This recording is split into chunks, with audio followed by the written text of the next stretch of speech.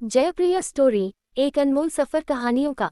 नमस्कार, स्वागत है आपके अपने चैनल जयप्रिया स्टोरी पर, जहां हम आपको ऐसी कहानियां सुनाते हैं जो न केवल आपका मनोरंजन करती हैं, बल्कि जीवन के गहरे संदेश भी देती हैं। आज हम आपके लिए लेकर आए हैं एक गाय की अनोखी और प्रेरणादायक कथा, जो 4 भागों में विभाजित है। इस कहानी में आपको गाय माता के जीवन के त्याग, बलिदान और उनकी करुणा के अद्भुत पहलू देखने को मिलेंगे। पहले भाग में जानेंगे गौ माता की दिव्यता और उनकी चमत्कारी शक्तियों के बारे में। दूसरा भाग हमें सिखाएगा कैसे उन्होंने सेवा और त्याग से गांव के लोगों का जीवन बदला। तीसरे भाग में उनकी बलिदानी गाथा से प्रेरित होंगे, और चौथे और अंतिम भाग में उनकी शिक्षाओं का समाज पर क्या प्रभाव पड़ा, इसे समझेंगे। तो जुड़े रहिए जयप्रिया स्टोरी के साथ और इस अद्भुत कहानी का आनंद लीजिए। अगर आपको हमारी कहानियां पसंद आएं, तो चैनल को सब्सक्राइब करें और अपने दोस्तों के साथ साझा करें। चलें, अब बिना देरी के इस सुंदर कथा की ओर बढ़ते हैं। भाग 1, गौ माता का प्रारंभिक परिचय और महत्व। गांव में गौ माता का महत्व केवल एक धार्मिक मान्यता तक सीमित नहीं था। वह गांव के सांस्कृतिक और सामाजिक जीवन का केंद्र थी। हर बड़े त्योहार पर गौ माता को विशेष रूप से सजाया जाता था। दीपावली के अवसर पर उनके सींगों पर रंग बिरंगे फूल बांधे जाते थे और उन्हें हल्दी और चंदन से सजाया जाता था। गांव की महिलाएं गाते हुए कहती, गाय हमारी माता है, ये जीवन की दाता है। गौ माता के साथ गांव की एक अनोखी परंपरा भी जुड़ी थी। हर साल फसल कटाई के बाद गांव वाले अपनी पहली कमाई से गौ माता के लिए चारा और अन्य सामान खरीदते थे। वे मानते थे कि यह कदम उनके परिवार में समृद्धि और सुख शांति लाएगा। गौ माता के पास आने वाले श्रद्धालु। गांव से कुछ ही दूरी पर एक और गांव था, जिसका नाम सुखपुरा था। सुखपुरा के लोग भी गौ माता की चमत्कारिक कहानियों के बारे में सुन चुके थे। एक दिन सुखपुरा के एक वृद्ध व्यक्ति माधव गौ माता के दर्शन के लिए आए। माधव पिछले कुछ वर्षों से अपने जीवन में अनेक समस्याओं का सामना कर रहे थे। उनके बेटे ने उन्हें घर से निकाल दिया था और वे बहुत दुखी थे। माधव ने गौ माता के सामने बैठकर कहा, हे गौ माता, मैंने हमेशा धर्म का पालन किया है, फिर भी मुझे ये कष्ट क्यों मिला? आप कृपया मेरी मदद करें। गौ माता चुपचाप माधव को देखती रही। माधव को ऐसा लगा जैसे गौ माता ने उसकी पीड़ा समझ ली हो। कुछ ही दिनों में माधव का बेटा उन्हें घर वापस बुलाने आ गया। ये घटना सुनकर सुखपुरा के लोगों में भी गौ माता के प्रति श्रद्धा बढ़ गई। गौ माता और प्राकृतिक संतुलन। गौ माता को गांव में पर्यावरण संरक्षण की प्रतीक भी माना जाता था। गांव के लोग गौ माता के गोबर और मूत्र का उपयोग खेतों में प्राकृतिक खाद के रूप में करते थे। यह न केवल उनकी फसलों को बेहतर बनाता था, बल्कि मिट्टी की गुणवत्ता को भी सुधारता था। गांव के किसान कहते थे, गौ माता हमारे खेतों की रक्षक हैं, इनके बिना खेती संभव नहीं। गौ माता के कारण गांव में पर्यावरण का संतुलन भी बना हुआ था। जहां अन्य गांवों में जल संकट था, वहीं इस गांव में कुएं और तालाब हमेशा भरे रहते थे। गांव के लोग इसे गौ माता का आशीर्वाद मानते थे। गौ माता और बच्चों का संबंध। गौ माता के प्रति बच्चों का प्रेम अनोखा था। हर सुबह गांव के बच्चे गौ माता के पास आते और उनके गले में घंटी बांधते। वे उनके चारों ओर घूमते और उनके लिए गाने गाते। गौ माता भी बच्चों को देखकर प्रसन्न होती और अपने सिर को हिलाकर उनका स्वागत करती। एक दिन गांव की एक लड़की, जिसका नाम सुशीला था, बीमार पड़ गई। डॉक्टरों ने कहा कि उसे किसी विशेष प्रकार के दूध की जरूरत है। गांव के लोगों ने सुशीला के लिए गौ माता का दूध लाने का निर्णय लिया। गौ माता के दूध से सुशीला जल्दी ही ठीक हो गई। इस घटना ने गांव के बच्चों को ये सिखाया कि गौ माता न केवल हमारी माता है, बल्कि हमारे जीवन की रक्षक भी है। गौ माता की पूजा का महत्व। गांव के पुजारी शिवनाथ ने एक बार गौ माता की पूजा के महत्व को समझाते हुए कहा, गाय में सभी देवताओं का वास होता है। उनकी सेवा करना हमारे जीवन को पवित्र और समस्याओं से मुक्त करता है। पुजारी ने गांव के लोगों को ये भी बताया कि पुराणों में गौ माता को धरती का सजीव स्वरूप माना गया है। उन्होंने कहा, गौ माता हमें न केवल दूध देती है, बल्कि हमें ये सिखाती है कि प्रेम और सेवा का महत्व क्या है। गौ माता के प्रति गांव के लोगों की श्रद्धा इतनी अधिक थी कि वे उन्हें कभी अकेला नहीं छोड़ते थे। अगर किसी कारण से गौ माता बीमार हो जाती, तो पूरा गांव उनकी सेवा में लग जाता। उनके लिए दवा लाना, उन्हें ताज़ा हरा चारा खिलाना और उनके स्वास्थ्य का ध्यान रखना गांव के लोगों का पहला कर्तव्य बन जाता। एक महत्वपूर्ण घटना। गांव में एक बार अकाल पड़ा। तालाब सूख गए और खेतों में फसलें बर्बाद हो गईं। गांव के लोग बहुत परेशान हो गए। उन्होंने महसूस किया कि उनकी समस्याओं का समाधान केवल गौ माता ही कर सकती है। वे सभी गौ माता के पास पहुंचे और उनसे प्रार्थना की। गौ माता के पास बैठकर गांव के बुजुर्गों ने कहा, हे गौ माता, आप हमारी रक्षा करें, हमें इस संकट से बाहर निकालें। गौ माता ने धीरे धीरे अपना सिर हिलाया, मानो उनकी प्रार्थना सुन ली हो। अगले ही दिन गांव में बारिश होने लगी। तालाब फिर से भर गए और फसलें हरी भरी हो गईं। ये देखकर गांव के लोग भाव विभोर हो गए और गौ माता को धन्यवाद देने के लिए एक बड़ा उत्सव मनाया। भाग 1 का निष्कर्ष। गौ माता के जीवन से गांव के लोगों ने ये सीखा कि प्रेम, करुणा और निस्वार्थ सेवा का जीवन में कितना महत्व है। गौ माता केवल एक गाय नहीं थी, वे गांव की संस्कृति, धर्म और जीवन का आधार थीं। उनकी सेवा और पूजा से गांव के लोगों को मानसिक शांति और समृद्धि प्राप्त होती थी। भाग 1 समाप्त हुआ। भाग 2, गौ माता की करुणा और चमत्कारिक घटनाएं। भाग 2, गौ माता की करुणा और चमत्कारिक घटनाएं। गौ माता केवल गांव के लिए नहीं, बल्कि आसपास के क्षेत्रों के लोगों के लिए भी करुणा और स्नेह का जीवंत उदाहरण थी। उनकी आंखों में ऐसी दया थी कि उन्हें देखने मात्र से मन का सारा दुख दूर हो जाता था। वे न केवल मनुष्यों के प्रति दयालु थीं, बल्कि अन्य जीव जंतुओं की भी मदद करती थी। उनकी चमत्कारिक घटनाओं के कारण हर कोई उनकी ओर खींचा चला आता था। गौ माता और घायल पक्षी। एक बार गांव के पास एक घने जंगल में एक पक्षी शिकारियों का शिकार हो गया। पक्षी गंभीर रूप से घायल था और उड़ने में असमर्थ था। घायल पक्षी किसी तरह गांव तक पहुंचा और गौ माता के पास आ गिरा। गौ माता ने अपनी कोमल आंखों से उस पक्षी को देखा और उसे अपनी जीभ से चाटकर उसकी चोट को साफ किया। गांव के बच्चों ने देखा कि पक्षी कुछ ही दिनों में पूरी तरह स्वस्थ हो गया। ये देखकर गांव के बुजुर्गों ने कहा, गौ माता के सानिध्य में आने वाला कोई भी जीव कभी कष्ट में नहीं रहता। गौ माता का गांव की बछिया को बचाना। एक और घटना तब हुई जब गांव की एक बछिया, जो नन्ही और कमजोर थी, तालाब में गिर गई। तालाब गहरा था और बछिया बाहर निकलने के लिए संघर्ष कर रही थी। गांव के लोग तालाब के पास दौड़े, लेकिन वे कुछ करने से पहले ही गौ माता वहां पहुंच गईं। उन्होंने अपने मजबूत सींगों की मदद से बछिया को धीरे धीरे बाहर खींचा। गांव वालों ने यह नजारा देखा और दंग रह गए। वे गौ माता को धन्यवाद देते हुए बोले, आप न केवल हमारी माता हैं, बल्कि हर जीव की रक्षक भी हैं। गौ माता और निर्धन परिवार की सहायता। गांव में एक गरीब परिवार रहता था, जिसमें केवल एक विधवा महिला और उसका छोटा बेटा था। महिला के पास न तो खाने के लिए अनाज था, न ही रहने के लिए कोई उचित घर। वह हर दिन परेशान रहती और भगवान से मदद की प्रार्थना करती। गौ माता ने उसकी परेशानी को समझ लिया। अगले दिन गांव के लोग ये देखकर हैरान रह गए कि गौ माता ने अपने दूध को उस महिला के घर के दरवाजे पर गिरा दिया था। ये सिलसिला रोज चलता रहा और महिला ने गौ माता के दूध को बेचकर अपना जीवन चलाना शुरू कर दिया। महिला ने गौ माता के प्रति कृतज्ञता प्रकट करते हुए कहा, आप हमारे लिए भगवान के भेजे हुए दूत हैं। चमत्कारिक घटना, गौ माता और बारिश। गांव में एक बार ऐसा समय आया जब वहां कई महीनों तक बारिश नहीं हुई। गांव के कुएं सूख गए, खेत बंजर हो गए और लोग पानी की कमी से जूझने लगे। गांव के लोग चिंतित होकर गौ माता के पास पहुंचे।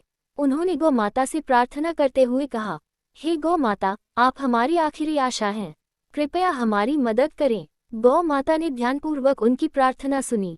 अगले दिन गांव में अचानक काले बादल छा गए और तेज बारिश होने लगी। गांव के लोग इस चमत्कार को देखकर आश्चर्यचकित हो गए। वे इसे गौ माता का आशीर्वाद मानते हुए बोले, आप हमारे जीवन की संरक्षिका हैं। गौ माता का दयालु स्वभाव। गौ माता के स्वभाव में एक और विशेषता थी, उनकी करुणा न केवल मनुष्यों तक सीमित थी, बल्कि हर जीव जंतु के लिए थी।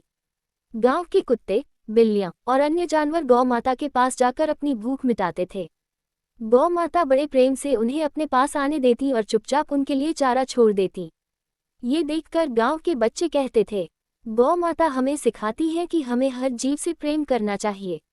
गौ माता और स्वार्थी व्यापारी की कहानी।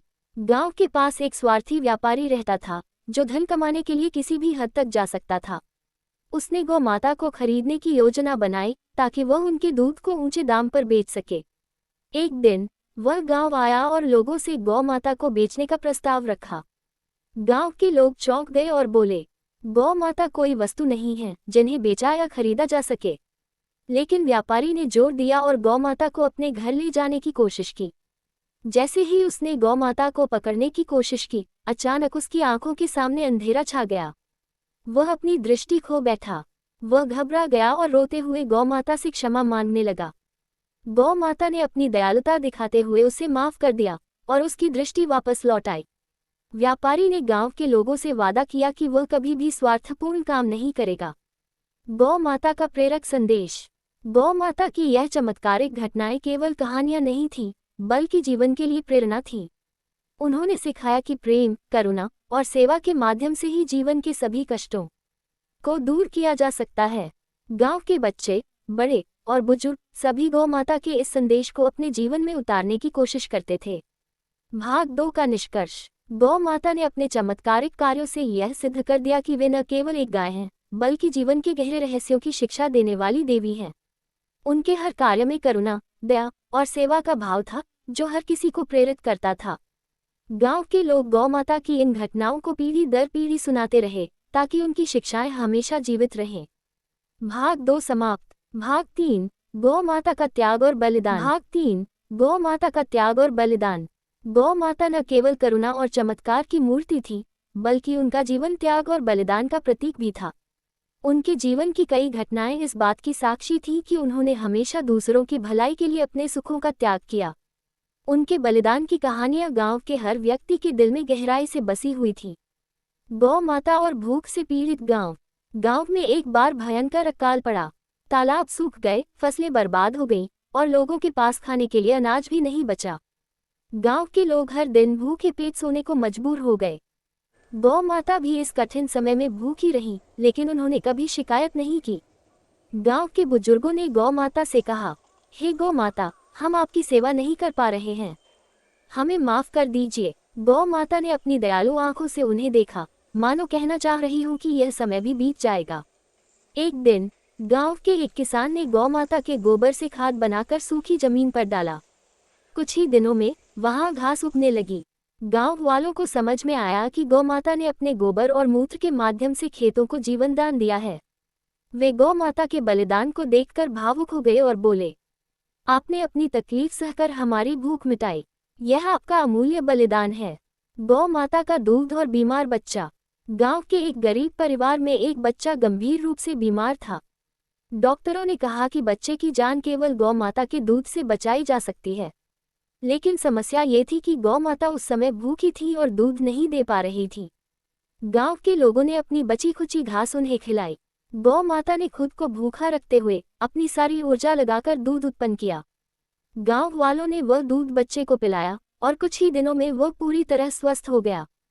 गांव के लोग इस घटना को देखकर बोले, गौ माता ने अपने शरीर का बलिदान देकर हमारे बच्चे की जान बचाई। ये त्याग केवल एक देवी ही कर सकती है। गौ माता और गांव पर आया संकट। गांव के पास एक नदी बहती थी, जो गांव के लिए जीवन रेखा थी। एक बार पहाड़ों पर भारी बारिश के कारण नदी में बाढ़ आ गई। नदी का पानी गांव की ओर बढ़ने लगा, जिससे गांव के घर और खेत डूबने की कगार पर आ गए। गांव के लोग डरकर पहाड़ों की ओर भागने लगे। गौ माता ने इस संकट को समझा और नदी के किनारे जाकर खड़ी हो गईं। उनका विशाल शरीर पानी के प्रवाह को रोकने लगा। कुछ ही घंटों में पानी का बहाव धीमा हो गया और गांव बच गया। लेकिन इस प्रक्रिया में गौ माता को गंभीर चोटें आईं। गांव के लोग गौ माता की इस बलिदान को देखकर रोने लगे। उन्होंने गौ माता के चरणों में सिर झुकाते हुए कहा, आपने अपने प्राणों की परवाह किए बिना हमारे गांव को बचाया। ये त्याग केवल आप ही कर सकती हैं। गौ माता और स्वार्थी राजा की कहानी। गांव के पास के राज्य में एक लालची राजा रहता था। वह अपनी संपत्ति बढ़ाने के लिए हर जगह कर वसूलता था। एक दिन उसने गांव में आकर गौ माता को अपने महल ले जाने का आदेश दिया। वह कहने लगा, गौ माता मेरे महल में रहेंगी, मैं उनका दूध बेचकर धन कमाऊंगा। गांव के लोगों ने राजा से विनती की, गौ माता हमारे जीवन का आधार हैं, कृपया उन्हें ले जाने की जिद न करें। लेकिन राजा ने किसी की नहीं सुनी और गौ माता को अपने महल ले गया। महल में गौ माता ने खाना पीना छोड़ दिया। राजा ने उन्हें जबरदस्ती खिलाने की कोशिश की, लेकिन वह सफल नहीं हुआ। कुछ ही दिनों में राजा को अपने राज्य में कई समस्याओं का सामना करना पड़ा। फसलें सूखने लगी, व्यापार ठप हो गया और लोग बीमार पड़ने लगे। राजा ने समझा कि यह सब गौ माता को कष्ट देने का परिणाम है। वह गांव लौटा और गौ माता से माफी मांगते हुए कहा, मैंने लालच में आकर बहुत बड़ी गलती की, कृपया मुझे क्षमा करें। गौ माता ने उसे क्षमा कर दिया और गांव में सब कुछ सामान्य हो गया। राजा ने तब से गौ माता की सेवा करने का वचन लिया। गौ माता का अंतिम बलिदान। गौ माता ने अपने जीवन के अंतिम समय में भी त्याग और बलिदान की मिसाल पेश की। उनकी उम्र बढ़ रही थी और उनकी शारीरिक शक्ति धीरे धीरे कम हो रही थी, लेकिन उन्होंने कभी भी अपनी सेवा बंद नहीं की। वे हमेशा दूसरों की भलाई के लिए प्रयासरत रहीं। गांव के लोग उनकी बढ़ती उम्र को देखकर चिंतित थे। उन्होंने गौ माता के लिए एक विशेष आश्रयगृह बनाया और उनकी देखभाल करने लगे। गौ माता ने अपने अंतिम समय में गांव के लोगों को एक महत्वपूर्ण संदेश दिया। उन्होंने अपनी आंखों से यह समझाया, त्याग और सेवा ही जीवन का सबसे बड़ा धर्म है। उनके इस संदेश ने गांव के हर व्यक्ति को प्रेरित किया। गौ माता के जाने के बाद भी गांव के लोग उनकी शिक्षाओं का पालन करते रहे। गांव के बच्चों ने हर साल गौ माता की याद में एक बड़ा उत्सव मनाने का निर्णय लिया। उन्होंने ये सुनिश्चित किया कि गौ माता की कहानियां और उनके बलिदान की गाथा पीढ़ी दर पीढ़ी जीवित रहे। भाग 3 का निष्कर्ष। गौ माता ने अपने पूरे जीवन में त्याग और बलिदान का ऐसा उदाहरण प्रस्तुत किया जो आज भी अद्वितीय है। उन्होंने ये सिखाया कि दूसरों के लिए अपना सब कुछ अर्पित कर देना ही सच्चा धर्म है। उनकी शिक्षाएं और बलिदान का संदेश सदैव गांव के लोगों के दिलों में जीवित रहेगा। भाग 3 समाप्त। भाग 4 गौ माता की शिक्षाएं और उनका प्रभाव। गौ माता की शिक्षाएं और उनका प्रभाव। गौ माता का जीवन केवल त्याग और बलिदान तक सीमित नहीं था, बल्कि उनके कार्यों और व्यवहार ने हर व्यक्ति को जीवन के गहरे मूल्यों की शिक्षा दी। उनकी शिक्षाएं आज भी गांव के लोगों और उनके आसपास के समाज में प्रेरणा का स्रोत हैं। उनके विचारों और कार्यों का प्रभाव ऐसा था कि उन्होंने पूरे गांव के जीवन को बदल कर रख दिया। गौ माता की पहली शिक्षा, करुणा और प्रेम का महत्व। गौ माता के जीवन का सबसे बड़ा संदेश था कि करुणा और प्रेम से हर समस्या का समाधान संभव है। गांव में जब भी कोई विवाद या संघर्ष होता, लोग गौ माता के पास जाते। गौ माता अपनी शांत और दयालु आंखों से उनकी बात सुनती। उनके सानिध्य में लोग अपने गुस्से और अहंकार को भूल जाते और समाधान निकाल लेते। गांव के बुजुर्ग बच्चों को ये शिक्षा देते कि गौ माता ने हमें सिखाया है कि सच्चा प्रेम और करुणा ही जीवन का मार्ग है। ये शिक्षा गांव में हर व्यक्ति के दिल में बस गई। अब गांव के लोग न केवल एक दूसरे के साथ, बल्कि हर जीव जंतु के साथ प्रेम और दया का व्यवहार करते थे। गौ माता की दूसरी शिक्षा, सेवा ही सच्चा धर्म है। गौ माता ने अपने जीवन के माध्यम से ये दिखाया कि सेवा से बड़ा कोई धर्म नहीं। वे न केवल गांव के लोगों की सेवा करती थी, बल्कि हर जीव की मदद करने के लिए तत्पर रहती थी। उनके इस व्यवहार से प्रेरित होकर गांव के लोगों ने सेवा कार्यों को अपने जीवन का हिस्सा बना लिया। गांव में एक परंपरा शुरू हुई जिसमें हर परिवार जरूरतमंदों की मदद के लिए आगे आता। गांव के लोग गौ माता से प्रेरणा लेकर अनाथ बच्चों को गोद लेने लगे। उन्होंने ये समझा कि सच्ची सेवा का अर्थ है बिना किसी स्वार्थ के दूसरों की भलाई करना। गांव के एक युवा ने गौ माता से प्रेरित होकर कहा, सेवा करने वाला व्यक्ति कभी अकेला नहीं रहता, उसका जीवन हमेशा दूसरों के आशीर्वाद से भरा होता है। गौ माता की तीसरी शिक्षा, प्रकृति और पर्यावरण का सम्मान। गौ माता का जीवन प्रकृति के साथ गहरे संबंध का प्रतीक था। वे हमेशा प्राकृतिक संसाधनों का सम्मान करती थीं। उनके गोबर और मूत्र से गांव के खेतों में उर्वरता बढ़ी और खेती सफल हो गई। गांव वालों ने महसूस किया कि गौ माता ने सिखाया है कि प्रकृति हमारी माँ है और उसका सम्मान करना हमारा कर्तव्य है। इस शिक्षा ने गांव के लोगों को पर्यावरण संरक्षण के लिए प्रेरित किया। उन्होंने गांव के चारों ओर पेड़ लगाने शुरू किए और तालाबों को साफ रखा। गांव के एक किसान ने कहा, गौ माता ने हमें सिखाया है कि प्रकृति का सम्मान करके ही हम अपने जीवन को समृद्ध बना सकते हैं। गौ माता की चौथी शिक्षा, आत्मबलिदान का महत्व। गौ माता का जीवन इस बात का प्रमाण था कि आत्मबलिदान से ही समाज में सच्चा बदलाव आ सकता है। गांव के युवाओं ने गौ माता से प्रेरणा लेकर अपने व्यक्तिगत सुखों को छोड़कर समाज की भलाई के लिए काम करना शुरू किया। उन्होंने गरीबों की मदद के लिए एक संस्था बनाई जो गांव के हर जरूरतमंद की सहायता करती थी।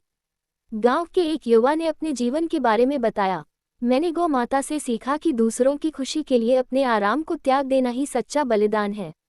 ये भावना पूरे गांव में फैल गई और हर कोई अपने जीवन में दूसरों के लिए कुछ न कुछ त्याग करने को तैयार रहने लगा। गौ माता का धार्मिक और आध्यात्मिक प्रभाव।